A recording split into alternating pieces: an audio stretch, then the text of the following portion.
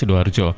Dan mengenai PPDB zonasi tahun pelajaran 2021-2022 ini menjadi perbincangan hangat ya, khususnya di kalangan akademisi dan juga para orang tua yang saat ini kadang-kadang agak merasa kebingungan begitu ya dengan PPDB zonasi tahun ini, karena pasti ada perbedaan jika dibanding pada tahun-tahun sebelumnya.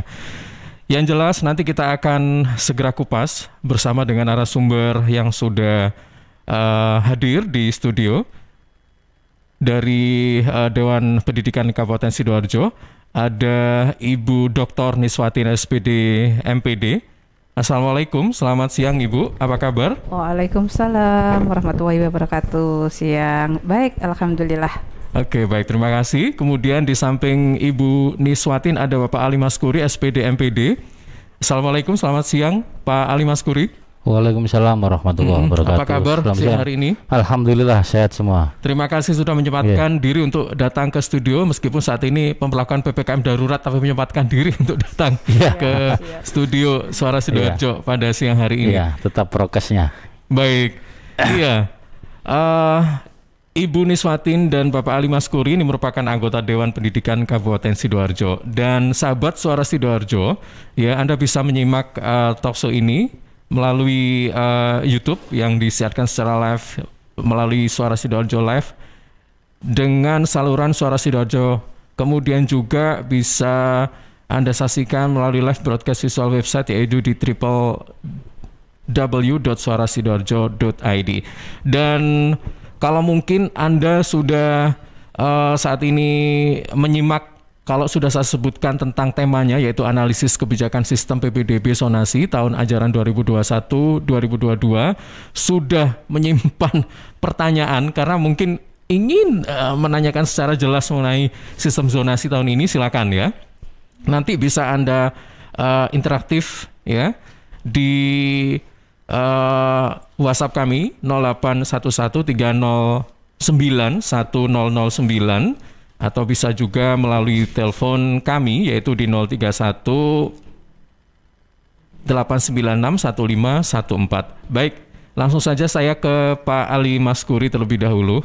Pak Ali, bisa dijelaskan kembali nih Pak, kita refresh dulu.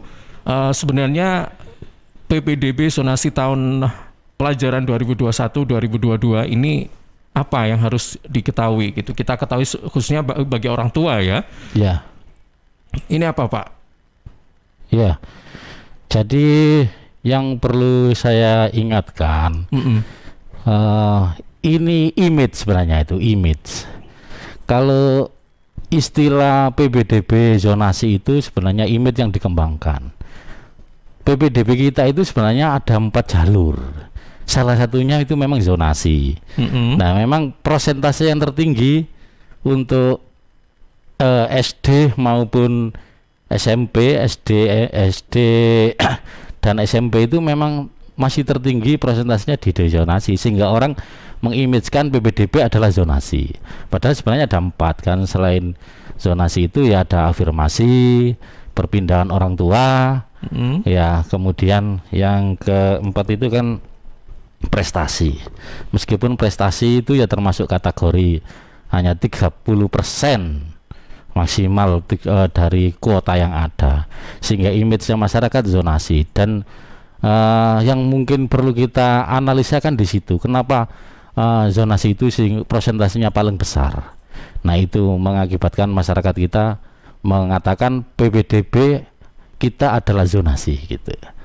Karena porsinya terlalu besar dibanding yang lain. Ya, dibanding besar yang itu lain. berapa Pak?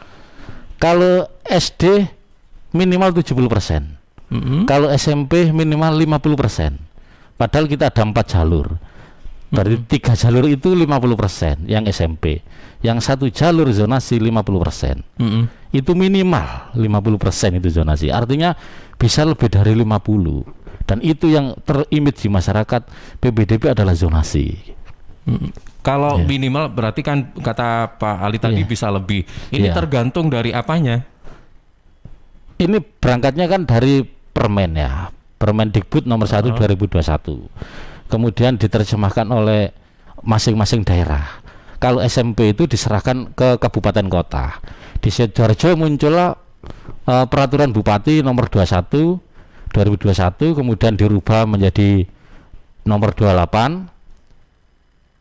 Sama untuk yang zonasi itu menetapkan minimal 50% yang zonasi, sehingga yang SMP itu lebih dari 50% bisa, tergantung daerahnya masing-masing menentukan. Dan Sidoarjo sama menentukannya, peraturannya ada lebih dari 50, maka sekolahnya juga akan menentukan bisa jadi lebih dari 50%. Oke, baik. Iya. Kalau SMA tadi berapa Pak? Yang baru disebutkan SD 70%. Kalau SMA 50% juga. Oh, sama seperti SMP ya, Pak ya?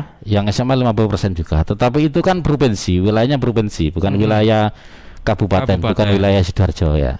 Meskipun tinggalnya, tempatnya, sekolahnya di Sidoarjo, tetapi wilayah kebijakannya ada di provinsi. Pak, mungkin ada perubahan-perubahan apa yang bisa disampaikan terkait dengan PPDB tahun ini? Mungkin perubahan itu perbedaan-perbedaan yang jika dibandingkan dengan PPDB tahun lalu, apa saja ini Pak? Perbedaan secara juknis, kita memang lebih banyak sistemnya online, lebih banyak. Kalau 2-3 tahun yang lalu persentase itu berubah, dengan sekarang dibandingkan 2-3 tahun yang lalu berubah. Zonasi pertama lebih tinggi. Sistem PPDB pakai zonasi pertama kali digulirkan lebih tinggi. Kemudian ada perubahan, sekarang menjadi sudah 50. Secara teknis bagaimana pendaftarannya, pengumumannya dan daftar ulangnya sekarang lebih banyak ke online. Lebih banyak online. Kalau kemarin masih awal-awal pandemi itu masih ada offline-nya. Ini memang peraturan itu dibuat untuk sekarang online. Kemudian di daerah-daerah tertentu jika tidak memungkinkan dilakukan online, maka bisa offline. Secara teknis itu. Oke, baik, itu secara teknis. Nah, saya ingin penjelasan mengenai secara konten ya, atau materi yang ada di dalam PPDB jika dibanding tahun yang lalu, ke Ibu Niswatin. Nah, karena kan gini Bu, ada perasaan gini, ada beberapa orang tua yang merasa kecewa dengan perubahan sistem ini gitu ya, karena mereka taunya yang kemarin tiba-tiba kok diubah gitu. Otomatis mungkin mereka mengharapkan misalnya nih melalui afirmasi, oh kok jadi nggak bisa karena porsinya mungkin kecil gitu kan. Habis itu kok sekarang malah zonasi yang lebih besar, nah kayak gitu-gitu. Nah ini kenapa harus diubah-ubah semacam ini, atau bagaimana ini Bu? Oke. Terima kasih. Berbicara tentang perubahan kuota ya, perubahan kuota itu berdasarkan Permendiknas nomor 17 tahun 2017, itu kuotanya 90% zonasi, 5% prestasi, 5% perpindahan orang tua.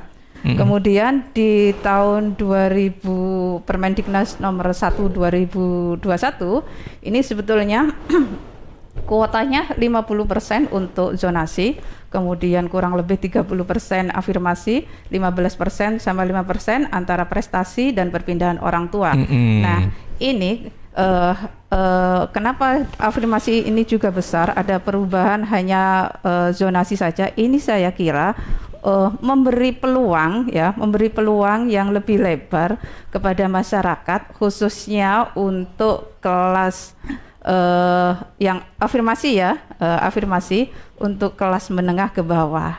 Jadi kalau bisa saya tarik, masyarakat ini paradigmanya kan ada di dikotomi antara sekolah negeri dan sekolah swasta. Dan sekolah negeri itu favorit ya. Sekolah negeri mereka favorit, punya mindset begitu. Itu ya, dikotominya masyarakat masih ada perbedaan seperti itu.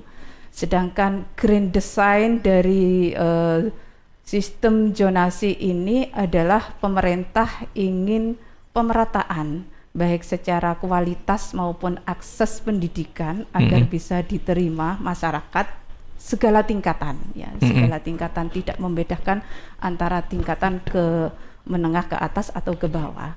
Jadi kemudian ada zonasi 50% itu memang mendekatkan sekolah dengan masyarakat.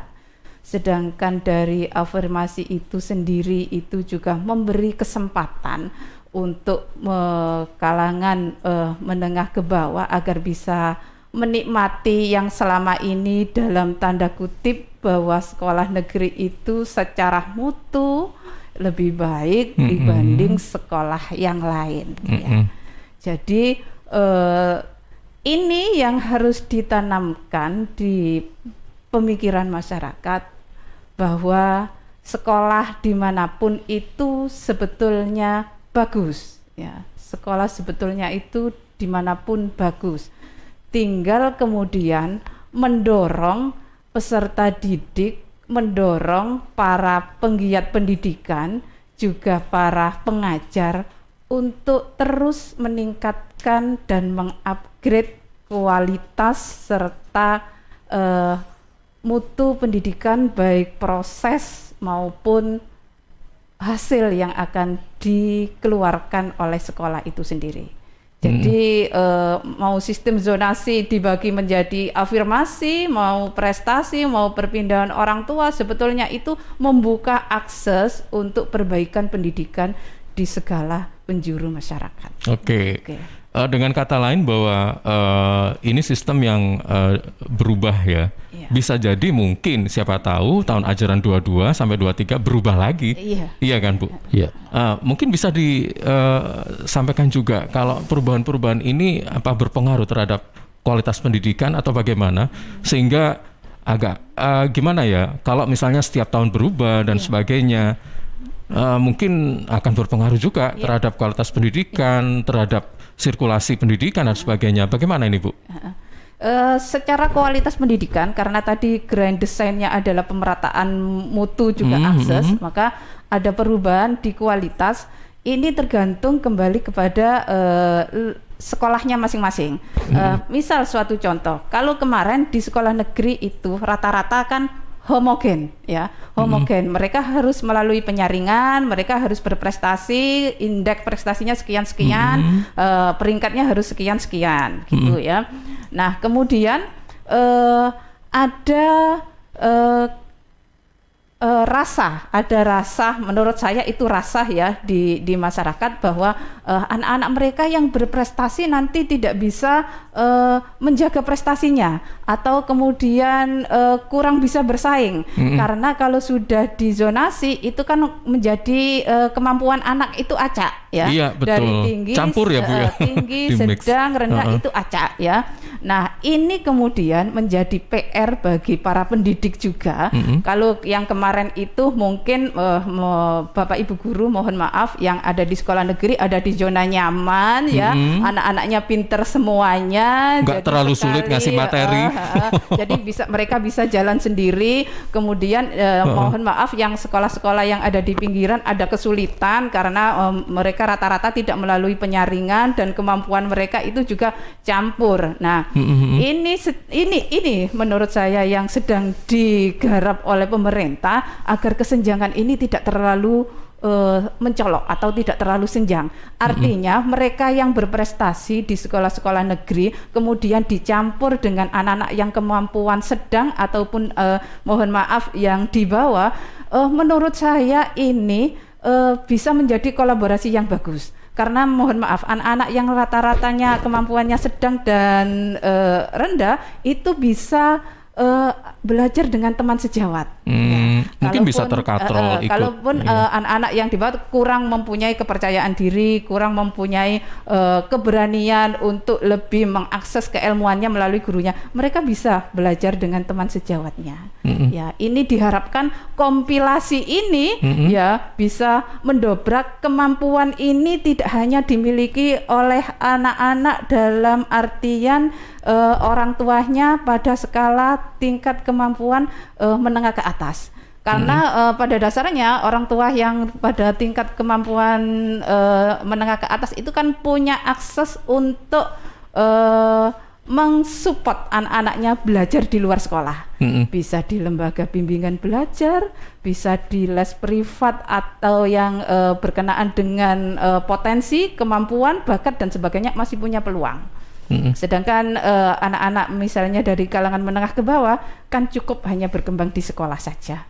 Ya, jadi kompilasi ini kalau garis besarnya bisa mengangkat kualitas secara keseluruhan, tidak hanya dimiliki oleh minoritas. Oke, jadi yang kelihatan perubahan paling nyata itu untuk PPDB tahun ini tuh jika dibanding tahun lalu apa ya Bu ya?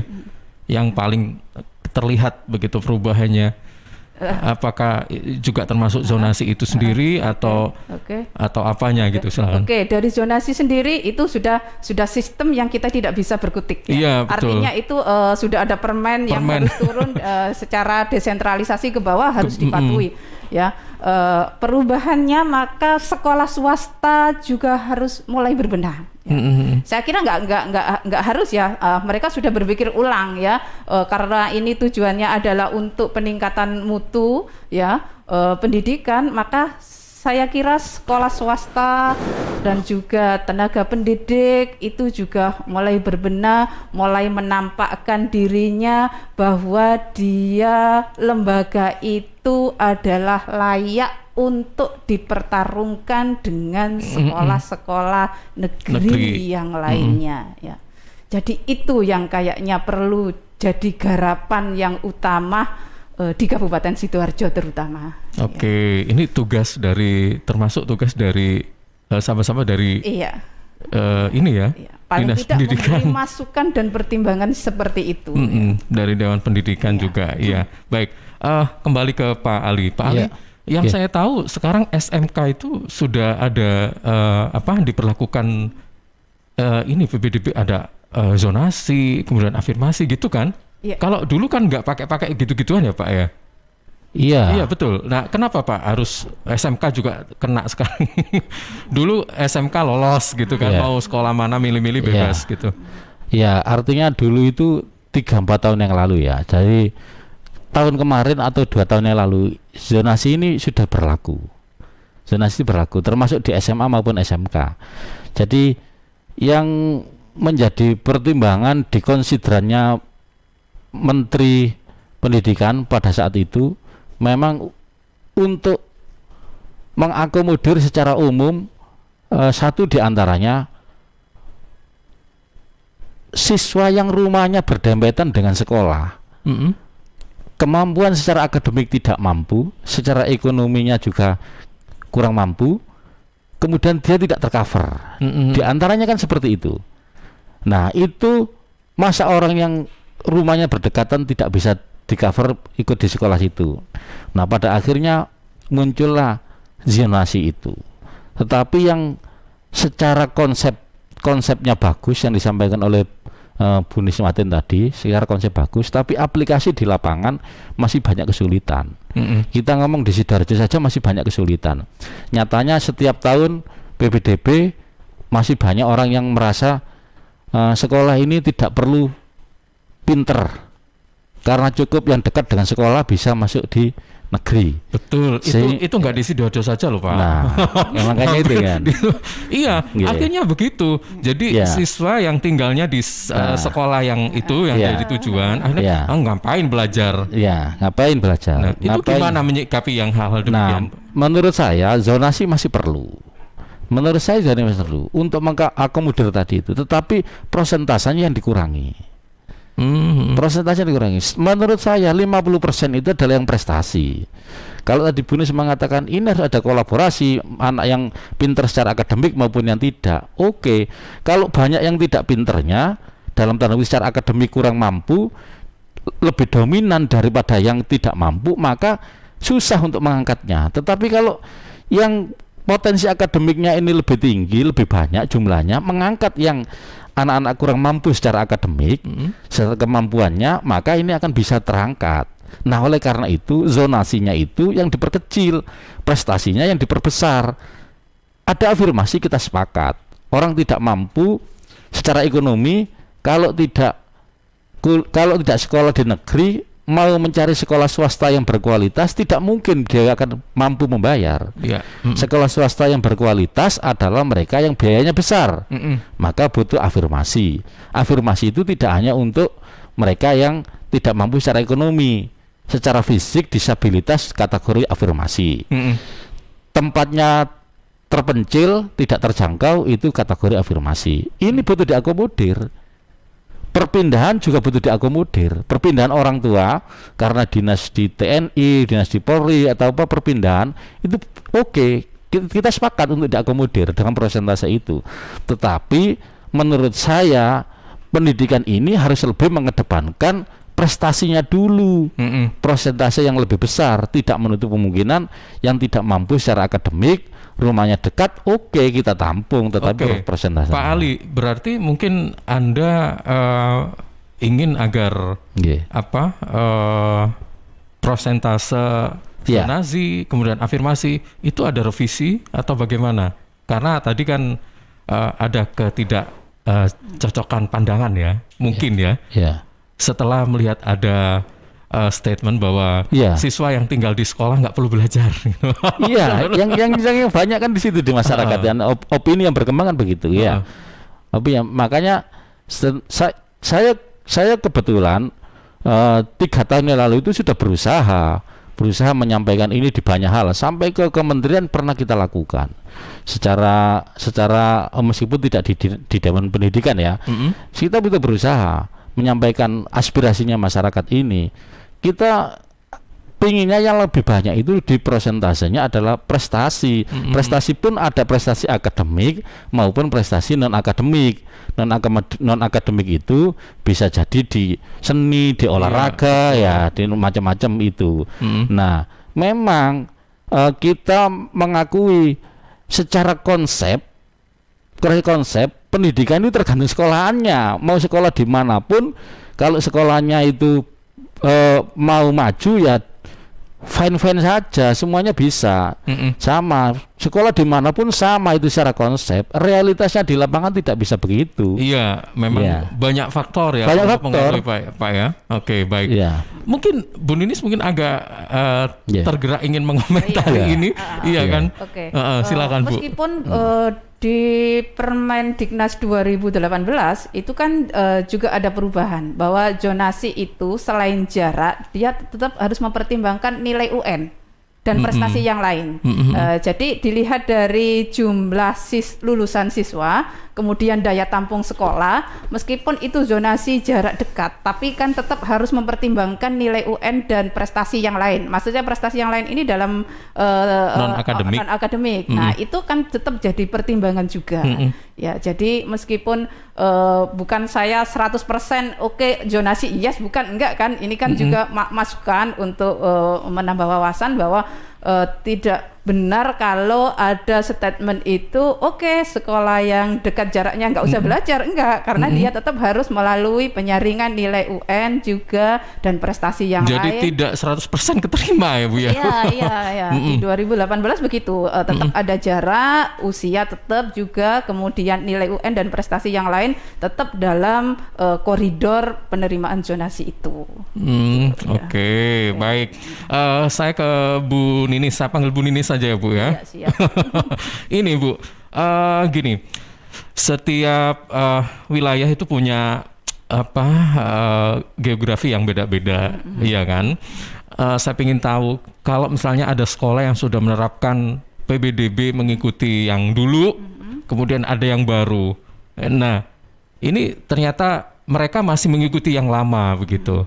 Ini bagaimana Bu? Apakah mereka harus menyusulkan cepat-cepat atau mengikuti yang lama dalam hal ya apa nih ya? Mungkin tidak semua sekolah ya, tidak semua sekolah itu langsung ajaran baru langsung mengikuti gitu, atau bagaimana prakteknya Bu? Soalnya kan mungkin ada daerah-daerah terpencil yang mungkin masih mempraktekkan PBDB pakai yang lama ya. Kan itu tentu punya perbedaan tadi, kayak afirmasi berapa persen, habis itu kayak gitu-gitu. Kalau PBD yang lama di daerah-daerah tertentu karena potensinya mungkin berbeda, kemudian keadaan infrastruktur tidak mendukung, sosialnya, politiknya juga berbeda, itu ya. Kemudian mereka ada keterlambatan dalam PBDB-nya, salah. Nah, ini kemudian menjadi support juga atau menjadi tambahan wawasan mungkin di daerah-daerah tertinggal juga begitu, atau daerah yang sulit terjangkau ya. Di Sidoarjo kan ada ya, di daerah terpencil ya, sekitar mungkin Jabon ke sana gitu ya. Di daerah Petingan itu terutama yang mungkin dia tidak terpengaruh sistem zonasi walaupun ada sistem zonasi ya. Tapi itu tetap harus pada koridor sesuai dengan pelaksanaannya. Walaupun di sana itu mungkin tidak ada persaingan secara ketat, tidak ada gesekan ya, tidak ada protes antara warga dan sebagainya, dan mereka lebih aman untuk PPDB-nya ya, walaupun zonasi, tapi tetap mereka harus menyamai paling tidak dengan konsep PPDB dan pembelajaran yang ada di wilayah sekitarnya, walaupun mereka itu ini studi kasus ya, studi kasusnya langsung aja yang terpencil gitu, biar kita bisa memetakan perbedaannya gitu ya. Tetap saja menyamakan tidak ada keterlambatan, tidak ada santai-santai ya, itu tadi kan berdampak pada kualitas sekolah itu sendiri. Jadi ini yang mengontrol siapa ya Bu ya kira-kira? Yang mana? Yang mengontrol kalau misalnya sekolah-sekolah terpencil dan sebagainya, ini tugas siapa sebenarnya? Ada Dinas Pendidikan. Dinas Pendidikan ada ya. Oke, baik. Ibu Ninis, Pak Ali, nanti kita lanjutkan lagi ya. Oke, untuk sahabat Suara Sidoarjo yang ingin bergabung menanyakan secara langsung dengan narasumber kita ya pada siang hari ini, silakan ya. Oke, Anda bisa interaktif di 03189611514 atau melalui WhatsApp kami di 0811309109. Kami akan segera kembali. Selama penanganan pandemi, pemerintah beberapa kali melakukan pembatasan dengan aturan yang berbeda. Ada PSBB, pembatasan sosial berskala besar, dilanjutkan dengan PPKM, pemberlakuan pembatasan kegiatan masyarakat. Kemudian diteruskan dengan PPKM dengan skala mikro. Dan saat ini pemerintah melakukan PPKM darurat. Seperti apa perbedaannya? Ini penjelasan dari Emil Elisiantor Dardak, Wakil Gubernur Jawa Timur. Baik, begini, PSBB itu kan sebenarnya baku ya dulu ya. Ada peraturan Menteri Kesehatan yang menjelaskan mengenai PSBB. Begitu, dan itu menjelaskan operasionalnya dari PSBB. Nah, bedanya memang kalau PPKM ini pertama, kalau PSBB itu kan memang membatasi apa saja yang boleh beroperasi. Sedangkan kalau PPKM itu membatasi bagaimana sebuah kegiatan beroperasi. Itu bedanya. Jadi bedanya yang satu ini boleh, ini enggak. Nah, yang di PPKM rata-rata boleh tapi ada pembatasannya. Dan kini dengan melihat semakin banyaknya kasus konfirmasi disertai semakin tingginya tingkat hunian rumah sakit, pemerintah melakukan PPKM darurat. Banyak kemiripan antara PPKM darurat dengan PSBB. Karena PPKM darurat ini mendiferensiasi kegiatan menjadi esensial, kritikal, dan di luar dari esensial dan kritikal. Nah, untuk di luar dari esensial dan kritikal, pemberlakuannya relatif sama dengan PSBB, begitu. Nah, cuman mungkin yang membedakan landasan peraturannya adalah memang ada menu yang berbeda dari PSBB. Nah, mungkin memang PPKM ini kan adalah satu paket yang komprehensif. Baik PPKM-nya maupun PPKM mikronya itu jadi satu. Dengan pemberlakuan PPKM darurat, targetnya ada penurunan kasus dan tingkat hunian pasien di rumah sakit. PT Inet Global sejak tahun 2005 bergerak di bidang ICT, Information and Communication Technology, Internet Service Provider atau ISP, web hosting dan domain, fiber optic system, dan satelit atau VSAT, memberikan layanan jasa koneksi internet ke seluruh dunia dengan kecepatan tinggi dan harga yang kompetitif.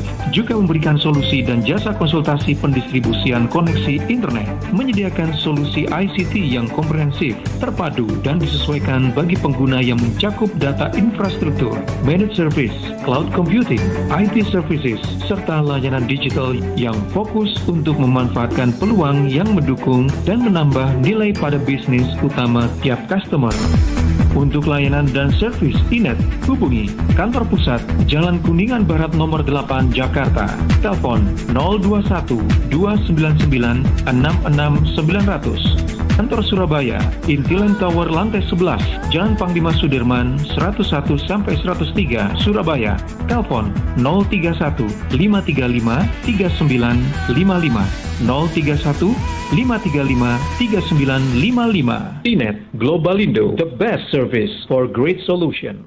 Suara Sidoarjo, lembaga penyiaran publik lokal pemerintah Kabupaten Sidoarjo.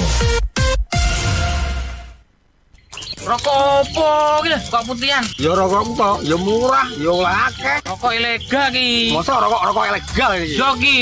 Lah awakmu kok roh nek iki rokok ilegal? Rokok ilegal iki gak nek pita cukene. Samen paling roe bandro iku lho. Rokoke kudu enek merek karo nama perusahaane sing terdaftar ndek bea cukai. Lokasi pembuatane ndek kene ya gak enek. Terus ndek kene rokok ilegal iki gak enek gambar karo peringatane teko pemerintah. Berarti rokok ilegal gak resmi no? Aduh ya mesti to Lemul. Rokok ilegal iki merugikan negara. Mergo ora mbayar cukai sing digembangun negara. Walah tutu, sepenting wong-wong gak roh.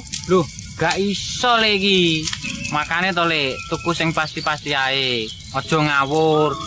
Laporkan peredaran rokok ilegal ke kantor Bea Cukai terdekat atau hubungi nomor 1500 225 1500 225. Iklan layanan masyarakat ini dipersembahkan Bea Cukai Sidoarjo. Ayo, ngewangi bea cukai, berantas rokok ilegal. Bea Cukai Sidoarjo, fokus mengawasi, tulus melayani.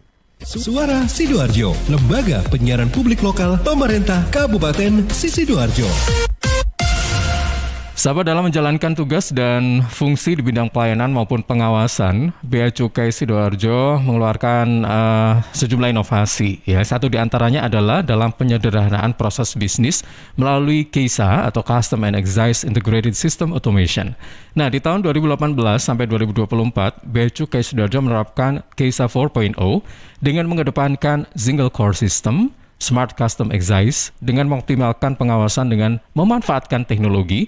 Kemudian layer support, mengotomasi proses bisnis pendukung, analitik berupa pemanfaatan data untuk pengambilan keputusan organisasi.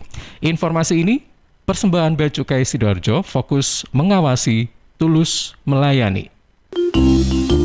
Tisu, masker, hand sanitizer, apa lagi ya? Situ mau kerja atau mau camping sih? Kayak mau naik gunung aja. Hello, selama ini kemana aja? Ini yang perlu disiapin buat adaptasi kebiasaan baru alias new normal. Sekarang ini kita kudu dan harus terbiasa dengan kebiasaan hidup sehat, bersih, sesuai protokol kesehatan. Saat ini kita dalam perubahan pola hidup dalam situasi pandemi COVID-19. Jadi kita perlu melaksanakan adaptasi kebiasaan baru atau protokol kesehatan dalam kegiatan sehari-hari. Jangan lupa pakai masker, tetap jaga jarak, sering cuci tangan pakai sabun dengan air mengalir. Sediakan hand sanitizer kemana-mana. Kalau flu, di rumah saja. Nggak perlu bersalaman, say hello saja. Kalau nyampe di rumah, langsung mandi. Gunakan uang elektronik. Kalau naik kendaraan umum, jaga jarak. Balita atau lansia di rumah saja. Ayo menuju new normal dengan melaksanakan protokol kesehatan dan menerapkan adaptasi kebiasaan baru. Hei, udah jam berapa nih? Kebiasaan telat juga masuk new normal ya? Ada yang kurang satu, uang sakunya belum. Iklan layanan masyarakat ini persembahan Dinas Kesehatan Kabupaten Sidoarjo. Suara Sidoarjo, lembaga penyiaran publik lokal pemerintah Kabupaten Sidoarjo. Ya, sahabat, ikuti talkshow bersama Dewan Pendidikan Kabupaten Sidoarjo besok hari Kamis 8 Juli 2021 jam 9 sampai 10 siang ya.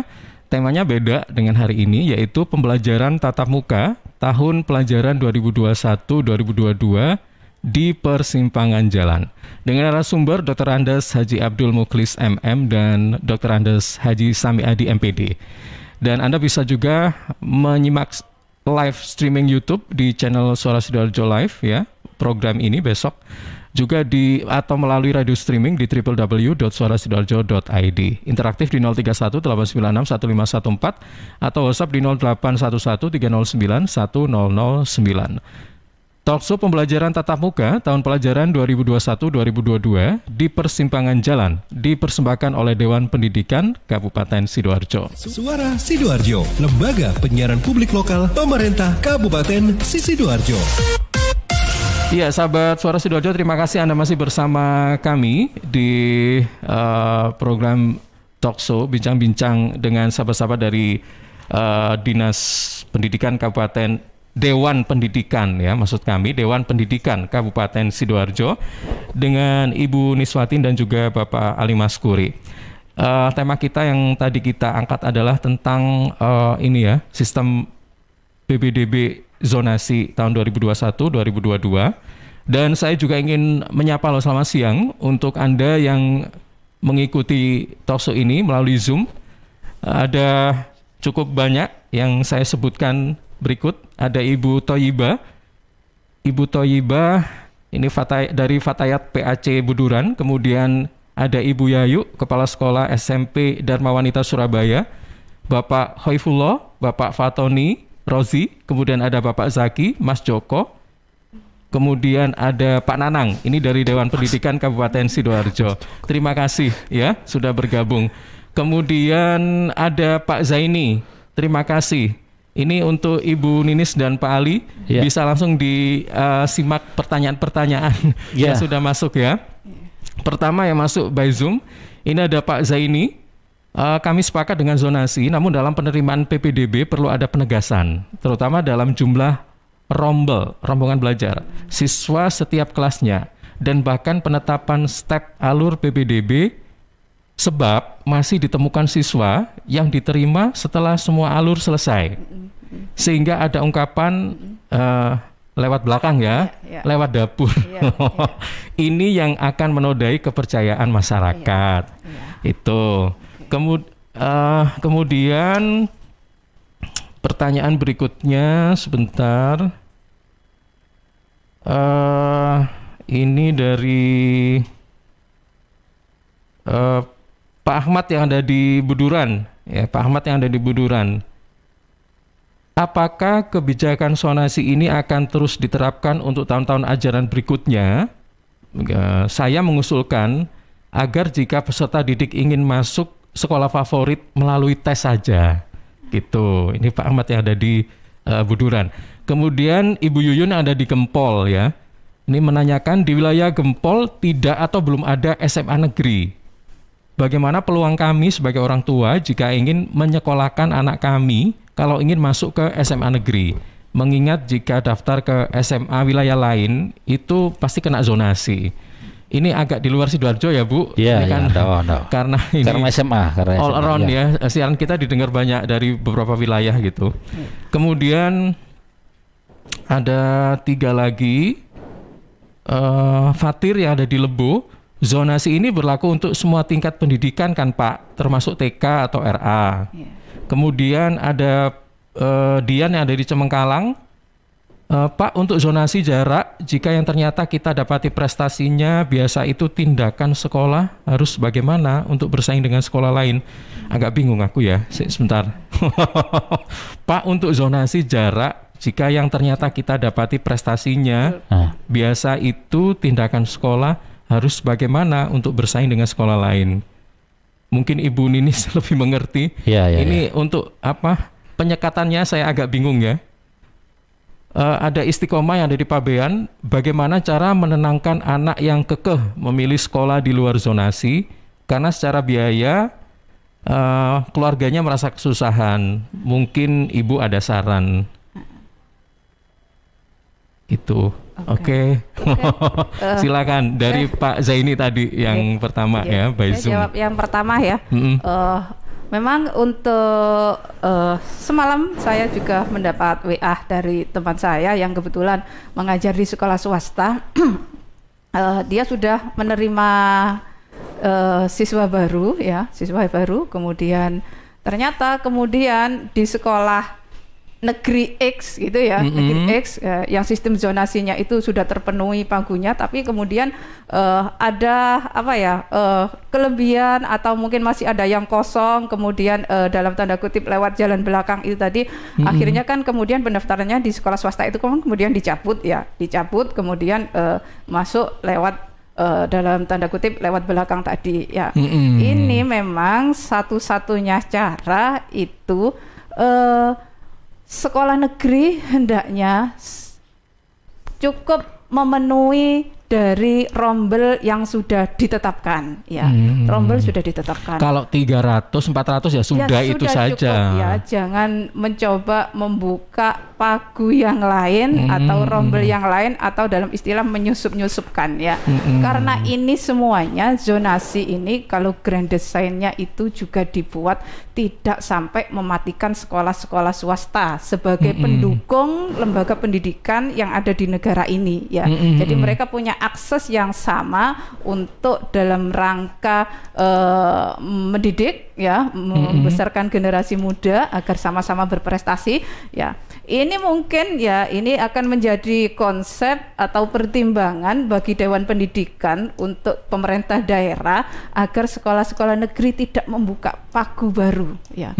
Rombel yang sudah ada itu cukup ditetapkan yaitu ya sesuai dengan kapasitasnya yang ada di sekolah tertentu. Jadi tidak ada lagi penambahan kelas baru atau penambahan bangku atau yang lain-lain agar seperti kata Pak Zaini tadi tidak ternodai sistem zonasi yang sudah digagas pemerintah dengan tujuan yang sudah sangat bagus. Oke, trustnya nanti malah berkurang ya Bu ya, terhadap institusi sekolah itu ya. Tapi gini Bu, misalnya nih pagunya 400, habis itu ada yang misalnya nggak meneruskan, ya kan, ada kan tiba-tiba misalnya mondok atau kemana pindah lah atau sehingga jadi 300 misalnya 80 begitu, kan kosong 20 nih.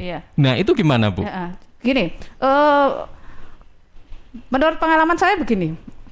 Dulu saya pernah mendaftarkan anak saya sekolah di SMP 49 Surabaya. Kebetulan 3% ya, 3% artinya dari luar kabupaten yang waktu belum zonasi. Ternyata kemudian itu karena faktor jarak yang jauh, saya tidak memasukkan. Akhirnya saya minta maaf kepada pihak sekolah. Mohon maaf, saya jenengan bukan merugikan pihak sekolah, tapi jenengan merugikan pihak yang lain yang ingin memasukkan anaknya ke sekolah. Jadi sudah ditutup. Meskipun tidak dimasuki, ditutup karena sesuai dengan pagunya. Tapi nggak tahu kalau faktor eman atau dan sebagainya kemudian dibuka lagi, itu nggak tahu ya. Di Surabaya seperti itu waktu tahun 2000 sekian dulu sebelum zonasi. Berarti dengan kata lain, apakah itu sekolah punya wewenang ya untuk membuka kembali atau bagaimana Bu? Peluang untuk membuka itu tergantung sekolahnya masing-masing atau gimana ya Bu? Tergantung sekolahnya ya? Iya. Ya kemungkinan gitu ya Pak Ali ya. Tapi biasanya tetap untuk pemenuhan pagu kan, ya karena kan tidak ada tambahan. Itu memang kan batasannya 400 kan masih ada yang kosong itu tadi kan berarti ada kemungkinan untuk masuk yang prestasi yang di bawahnya itu kan, untuk memenuhi. Tapi kan tidak ada tambahan lagi yang dibuat-buat. Oke, berarti ketika misalnya ada yang pindah atau apa, itu mungkin siswa yang tadi nggak termasuk atau nggak masuk ke sekolah itu bisa, itu yang nanti akan dipanggil gitu untuk mengisi. Sesuai urutannya. Oh iya, sesuai urutannya ya Bu ya. Oke. Baik. Ini karena ada 6 pertanyaan, waktunya kurang 10 menit. Langsung ya. Oke, kemudian yang ini tadi Pak Ahmad yang ada di mana tadi Buduran ya. Apakah kebijakan zonasi ini akan diterapkan pada tahun-tahun ajaran berikutnya? Beliau ini mengusulkan agar peserta didik yang ini masuk sekolah favorit masuk tes saja atau dilakukan tes saja. Gimana menurut Pak Ali, silakan. Ya, kalau itu pertanyaan apakah nanti akan diberlakukan, ya otomatis kita tidak bisa menjawab ya, karena memang bukan wewenang kita. Itu wewenang dari kementerian. Tapi ini mungkin bentuk bagian dari keinginan melihat situasi sehingga mereka mengusulkan pakai tes, gitu. Artinya ke depan pakai tes, itu bentuk keinginan. Ya kita akomodir dan kita semaksimal mungkin untuk menyampaikan. Secara pribadi, kami masih menginginkan sistem ini tanpa tes, bahasa tanpa tes ini ya, tapi dengan 4 jalur tadi itu. Kita jalur, oke lah, kita sudah mengakomodir. Kalau tes itu kan harapannya orang yang berprestasi secara akademik kan begitu ya. Tes itu kan prestasi secara akademik, secara akademiknya mampu. Sebenarnya sudah tertampung dengan 30% itu sudah tertampung. Cuman menurut saya secara pribadi itu terlalu kecil. Nah, kalau mereka yang lainnya secara geografis itu kan tertampung di zonasi. Orang yang tidak mampu dan sebagainya, disabilitas tadi tertampung di afirmasi gitu loh. Sebenarnya ini sudah mengakomodir semuanya, termasuk perpindahan orang tua sudah mengakomodir, daripada kita menggunakan sistem tes murni. Kalau sistem tes murni, kasihan yang lainnya tidak tertampung, hanya mereka yang pandai secara akademik saja yang tertampung, kan begitu toh. Sebenarnya PPDB ini menurut saya sudah bagus menampung dari beberapa aspek. Tinggal menurut saya yang diperbaiki adalah prosentasenya. Prosentase. Makanya sampai muncul aspirasi tadi itu tes, itu artinya secara akademik, bukan tes yang lainnya kan. Secara akademik itu menurut saya begitu. Oke, baik. Terima kasih, mudah-mudahan Pak Ahmad jelas. Kemudian yang ada Ibu Yuyun yang ada di Gempol nih ya. Karena di wilayahnya ini nggak ada SMA negeri atau belum ada ya. Gimana peluangnya untuk bisa masuk SMA negeri? Karena kalau di luar kabupaten misalnya atau di luar wilayahnya kan kena zonasi gitu. Ada solusi mungkin, silakan. Solusinya karena itu di daerahnya tidak ada sekolah negeri, pilihkan sekolah yang paling baik menurut jenengan bagi putrinya atau putra-putrinya. Termasuk swasta kalau mungkin ya Bu ya. Monggo di wilayah yang paling terdekat. Karena kalau wilayah yang paling terdekat itu secara ekonomi, secara sosial, secara politik itu lebih berpihak pada wali murid dan anak didik ya, daripada harus memaksakan diri kemudian sekolah negeri yang jauh dan tidak terakomodir, nanti susah-susah kemudian ternyata hasilnya tidak sesuai yang diharapkan. Tapi masalahnya tadi itu kan diikuti dengan mereka tidak punya biaya kan, begitu kan? Ada, itu enggak bawahnya lagi. Enggak ada. Jadi mengingat jika daftar ke SMA negeri wilayah lain pasti kena zonasi. Berarti kan tidak masuk kepada zona. Kalau memang jangkauannya. Mereka kalau orang itu mampu secara ekonomi, menurut saya kita sarankan silakan memilih sekolah swasta. Banyak sekolah swasta yang berkualitas. Banyak sekolah swasta yang berkualitas, tetapi itu biayanya tinggi. Yang punya uang silakan memilih itu. Tetapi kalau mereka meskipun di tempatnya tidak ada SMA atau SMK yang dekat, ketika mereka tidak mampu secara ekonomi, maka jalurnya adalah afirmasi. Ini yang sekali lagi saya pertegas, insya Allah semuanya terakomodir. Yang mereka tidak mampu, tidak ada sekolahnya di sekitar, tidak ada sekolah sekitar, silakan sekolah swasta yang menurut mereka bagus, favorit atau apa, terserah. Tapi kalau terbentur ekonomi, ikut jalur afirmasi meskipun jaraknya jauh. Meskipun jarak jauh ini ada kuota. Nah, kan begitu.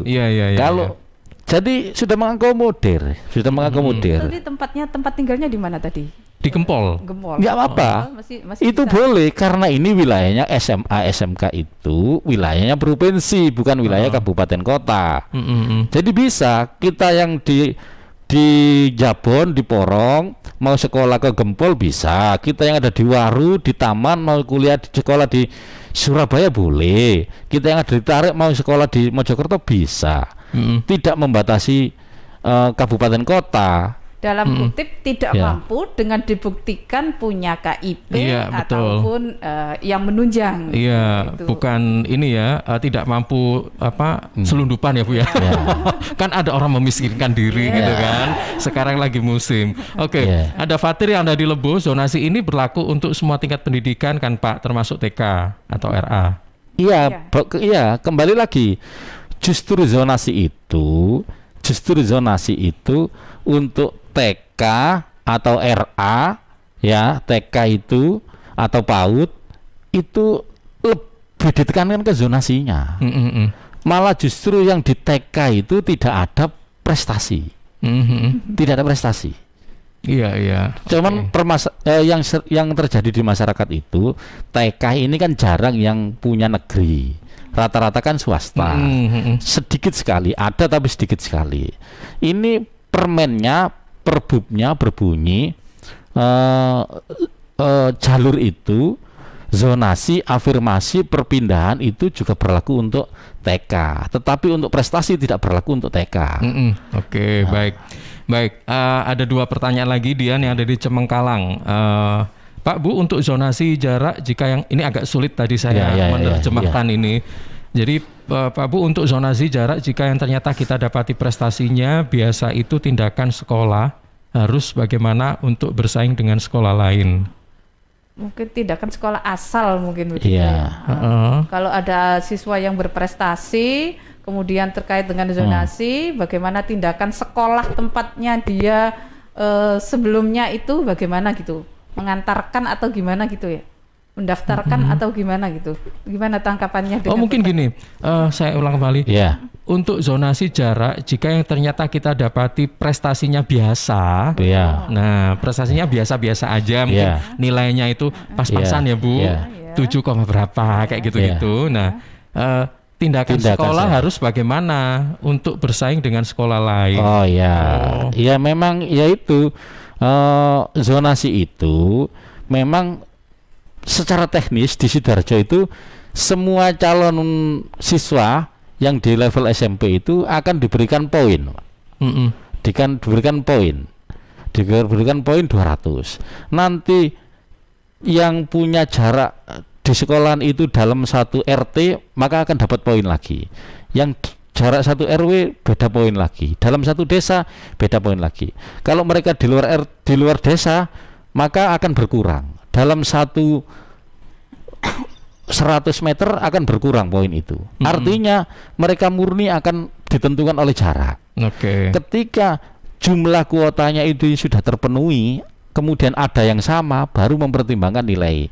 Nah, yang dipertanyakan ini kan mereka itu loh tidak mampu secara akademis kemudian diterima karena jarak. Apa yang dilakukan oleh sekolah untuk menjaga persaingan dengan sekolahnya yang lain? Iya, katakan oleh Bu Nis tadi itu. Kalau itu jumlahnya sedikit, maka harapannya adalah siswa yang lain ini bisa ngatrol, bisa mengangkat siswa yang kurang mampu ini. Kan begitu toh? Ya, jadi dengan diskusi sering ketemu siswa yang kurang mampu secara akademik, kemudian ketemu dengan siswa yang lain yang mampu, yang pinter, dia akan terkatrol. Harapannya kan begitu di sekolah itu.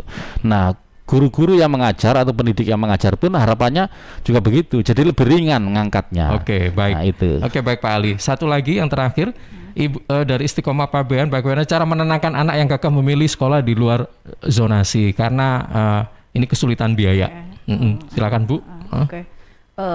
Di luar zonasi tapi ingin masuk ke negeri. Iya mungkin ya, tapi menenangkan. Menenangkan bagaimana? Kepingin ke negeri, biaya, ada afirmasi tadi sudah dijelaskan. Tapi kalau kemudian menenangkan anak yang misalnya ngotot ke negeri karena faktor biaya, itu ya solusinya ya dipilihkan di sekolah yang terdekat, kemudian dibuka wawasannya bahwa perkembangan sekarang ini sebetulnya ada zonasi itu, masing-masing sekolah kan dituntut untuk memperbaiki mutu dan kualitasnya. Nggak tahu kalau kemudian ada pengaruh lingkungan dari teman atau apa, itu kan beda lagi secara psikologis anak ya. Bagaimana pinter-pinter orang tua menenangkan ya, baik dilihat dari lingkungannya, kemudian faktor sosialnya, faktor teman-temannya, itu akan menjadi beberapa faktor yang menguatkan pribadi anak, terutama dari faktor psikologisnya ibu ya. Baik. Jadi saya bisa nambahin ini mungkin bagian dari solusi ya. Kalau tadi itu anak sudah tidak diterima di negeri maksudnya kan, tapi mereka ingin sekolah yang berkualitas. Kemudian dia tidak punya biaya kan begitu intinya. Boleh, bisa. Mereka bisa sekolah di swasta yang berkualitas. Bisa kok. Dan mereka bisa menggunakan SKTM, surat keterangan tidak mampu dari desa, atau kalau memang dia punya KIP, boleh di swasta dengan biaya yang gratis. Dan itu dijamin oleh pemerintah. Baik pemerintah pusat maupun pemerintah daerah menjamin anak yang tidak mampu secara ekonomi meskipun di sekolah di swasta, maka sekolah itu harus memberikan itu kan subsidi silang yang dikonsep oleh pemerintah. Bisa itu. Baik Pak Ali. Itu solusinya. Yang terakhir singkat saja, mungkin Ibu Ninis dan Pak Ali sebagai closing statement silakan. Yang ingin disampaikan apa Pak? Mungkin berisi imbauan atau apa? Silakan. Terus berbenah untuk meningkatkan mutu dan kualitas pendidikan, baik dari tenaga pendidik, 8 standar pendidikan itu harus terus ditingkatkan agar kita mempunyai lulusan yang terbaik dan bisa langsung bermanfaat di masyarakat sekelilingnya. Oke, baik, terima kasih Ibu Ninis. Ada Pak Ali, ada tambahan lagi Pak? Ya, menurut saya ini adalah PBDB yang sudah mengakomodir banyak hal. Saya mengharapkan kepada masyarakat yang mampu secara ekonomi, silahkan menyekolahkan anaknya, tidak harus ke negeri, boleh ke swasta yang itu prestasinya bagus. Bagi yang tidak mampu, silakan memanfaatkan kesempatan yang diberikan oleh pemerintah. Ada istilah susu disilang bagi pemerintah. Itu menurut saya. Terima kasih. Satu lagi, tetap berpikir positif terhadap kebijakan pemerintah karena kebijakan pemerintah itu pasti memihak pada rakyat banyak. Ini berpikir positif karena tadi ya, yang sekolah sekitar siswa sekitar sekolah nggak usah belajar tadi ya. Oke, baik. Terima kasih Ibu Niswati dan juga Pak Ali Maskuri atas apa yang sudah disampaikan, mudah-mudahan bermanfaat untuk kita semuanya. Selamat siang Pak. Selamat siang. Terima kasih semuanya. Oke, sahabat Suara Sidoarjo, demikian obrolan kita tentang analisis kebijakan sistem PPDB zonasi tahun ajaran 2021-2022 bersama dengan sahabat-sahabat dari Dewan Pendidikan Kabupaten Sidoarjo. Ada Dr. Niswatin SPD MPD dan Bapak Ali Maskuri SPD MPD. Tetap di Suara Sidoarjo.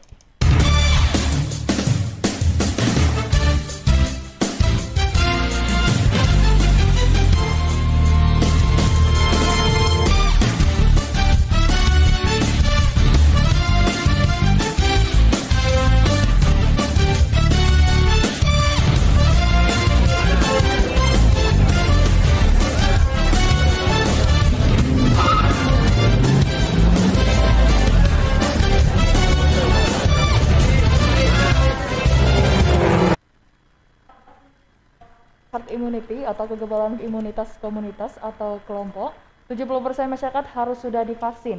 Ini dikatakan Khofifah Indar Parawansa, Gubernur Jawa Timur, Selasa kemarin di Gresik. Untuk mencapai hal ini, maka Pemprov Jawa Timur mentargetkan ada 300.000 vaksinasi per hari. Menurut Khofifah yang Selasa kemarin melihat langsung, vaksinasi massal di Gedung Wahana Ekspresi Seni Gresik targetkan 300 vaksin per hari. Bisa dilakukan bertahap sesuai dropping vaksin di tiap kabupaten dan kota. Dan pelayanan vaksin diberikan tanpa melihat asal atau domisili dari KTP penerima vaksin. Untuk itu, Khofifah mengajak semua pihak bersatu dan bersama dalam pelaksanaan target vaksinasi di Jawa Timur dan minta semua daerah di Jawa Timur dalam melakukan vaksinasi tanpa melihat asal atau domisili KTP. Warga tanpa KTP domisili yang sama pada lokasi pemberian vaksin bisa dan berhak mendapat layanan vaksin. Khofifah kembali menegaskan vaksin jadi satu kesatuan dengan protokol kesehatan yang lainnya untuk perlindungan dan keselamatan. Saya Nabila Kansa, Suara Sidoarjo melaporkan untuk Jatim News Today. Baik, terima kasih untuk Nabila Hansa dari Suara Sidoarjo. Hari ini berbagi informasi untuk bentuk herd immunity. Pemprov Jatim targetkan pelaksanaan vaksinasi 300.000 setiap hari. Sahabat Jawa Timur, perlu saya informasikan juga bahwa Jatim News Today juga dipancarluaskan melalui beberapa radio jaringan kami, diantaranya Persada Kabupaten Blitar, Suara Pacitan, Suara Madiun, Suara Sampang, Mardika Bondowoso, RSAL Nganjuk, Pradia Suara Tuban, Ralita Pamekasan, Praja Angkasa Trenggalek, kemudian RGR Tulungagung, Magetan Indah, dan Remaja Klasik Radio Malang. Untuk berikutnya saya coba bergeser ke Persada FM, ada Risma Erina. Berbagi kabar, ribuan warga serbu vaksinasi Kodim 0808 Blitar di Stadion Ngelegok. Risma Erina, silakan. Ya baik, Ilham dan juga sahabat Jawa Timur, ribuan warga menyerbu vaksinasi yang digelar oleh Kodim 0808 Blitar di Stadion Ngelegok Kabupaten Blitar pada Rabu 7 Juli 2021. Bahkan, warga rela mengantri sejak pagi untuk mendapatkan vaksinasi.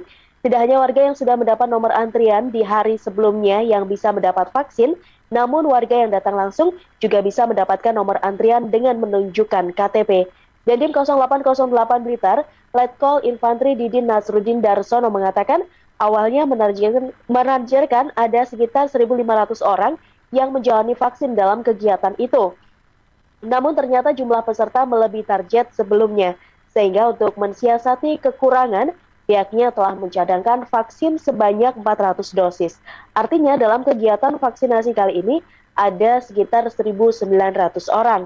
Letkol Infantri Didin menambahkan agar tidak terjadi kerumunan, personil dibagi tugas untuk mengatur antrian warga yang ikut vaksin. Petugas menata warga yang ikut vaksin mulai pintu masuk stadion diarahkan naik ke tribun penonton. Demikian, saya Risma Erina dari LPPL Radio Persada FM Kabupaten Blitar melaporkan untuk Jatim News Today. Baik, terima kasih untuk Risma Erina dari Persada FM Blitar mengabarkan ribuan warga menyerbu vaksinasi Kodim 0808 Blitar di Stadion Ngelegok. Ya, sahabat Jawa Timur, saya coba buka catatan berikutnya. Kali ini dari Suara Madiun ada Rere yang berbagi informasi tim Satgas COVID-19 Kota Madiun tindak tegas sejumlah pelanggar PPKM darurat. Rere, silakan.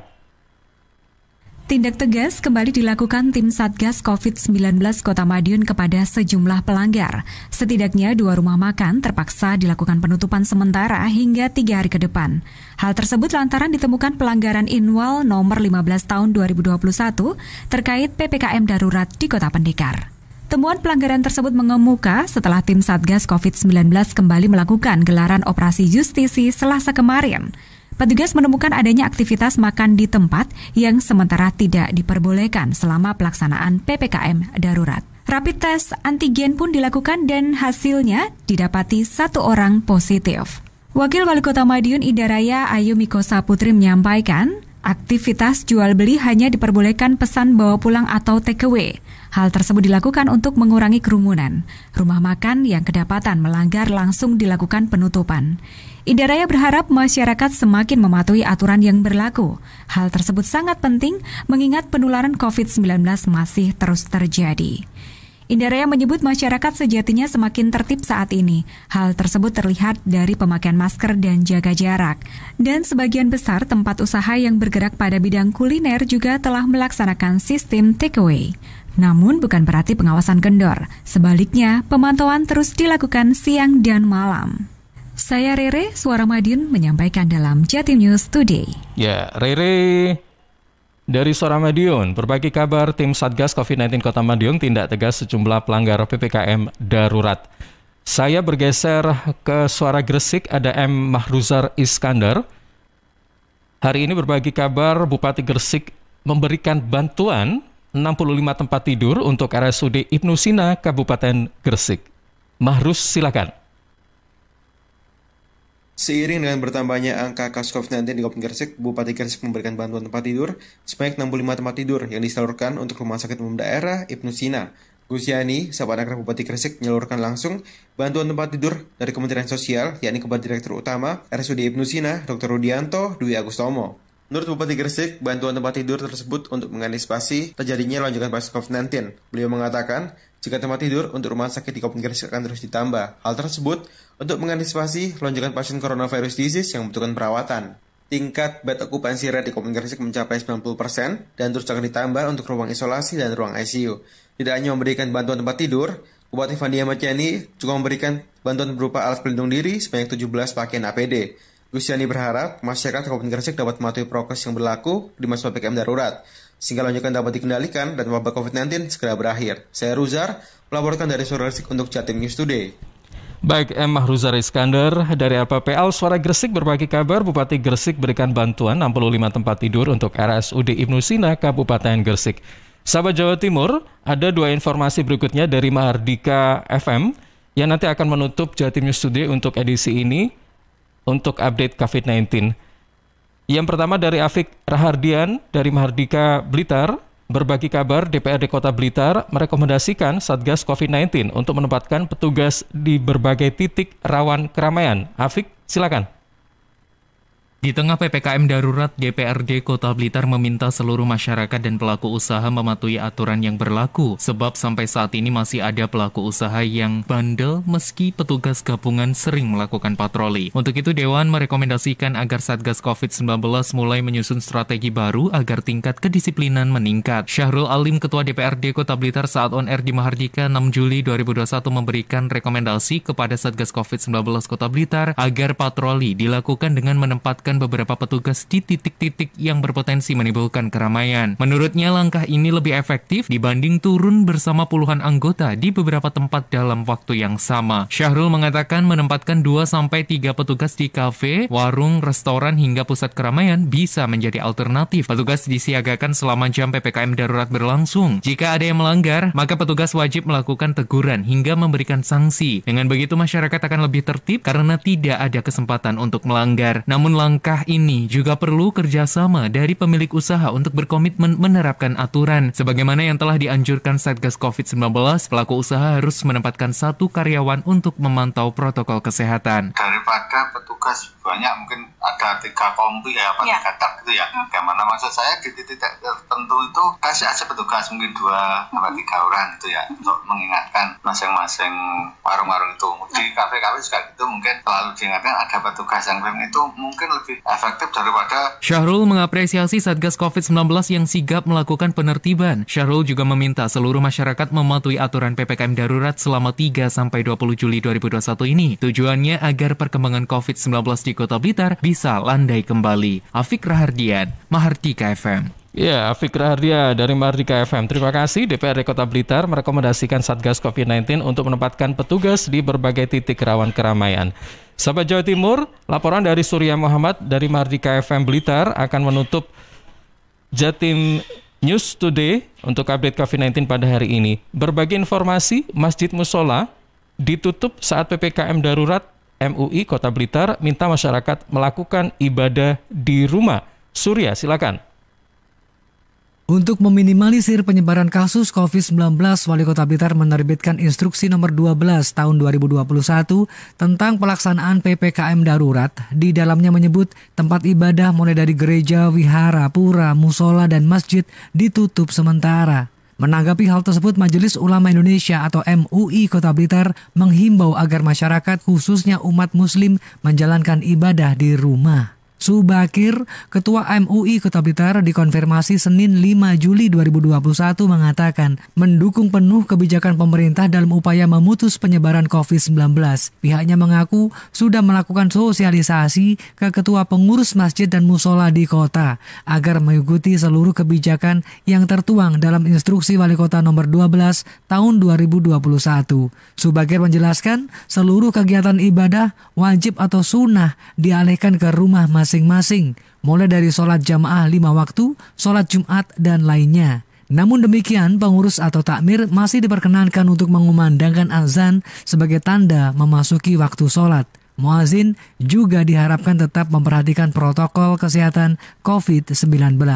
Subakir menjelaskan sebelum PPKM darurat, pihaknya juga sudah menginstruksikan jajaran takmir masjid dan musola di Kota Blitar untuk mengatur protokol kesehatan COVID-19 saat pelaksanaan sholat berjamaah. Shaf sholat diatur berjarak, jamaah diwajibkan memakai masker, dan lain-lainnya. Sudah saya sarankan sholat dikumandangkan azan.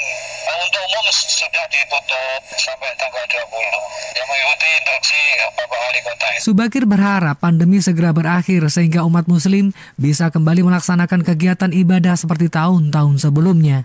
Surya Muhammad, Mahardika FM. Terima kasih Surya Muhammad dari Mahardika FM Blitar berbagi kabar masjid dan musola ditutup saat PPKM darurat. MUI Kota Blitar minta masyarakat melakukan ibadah di rumah. Baik sahabat Jawa Timur, demikian baru saja Anda simak Jatim News Today untuk edisi Rabu 7 Juli 2021. Saya Ilham Dianta, terima kasih dan sampai jumpa. Perkembangan penanganan COVID-19 untuk wilayah regional Jawa Timur sudah sahabat simak dalam Update COVID-19. Update COVID-19 bisa sahabat simak Senin sampai Sabtu jam 11 siang. Persembahan dari Asosiasi Lembaga Penyiaran Publik Lokal Jawa Timur.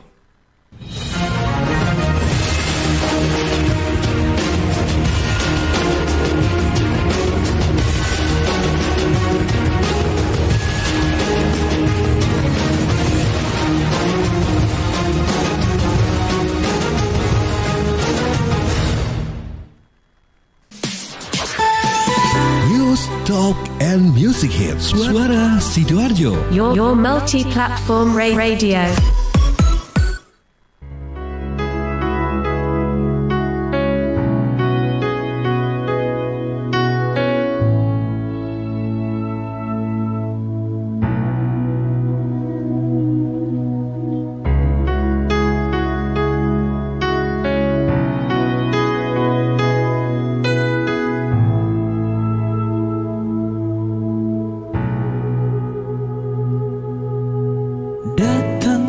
Bila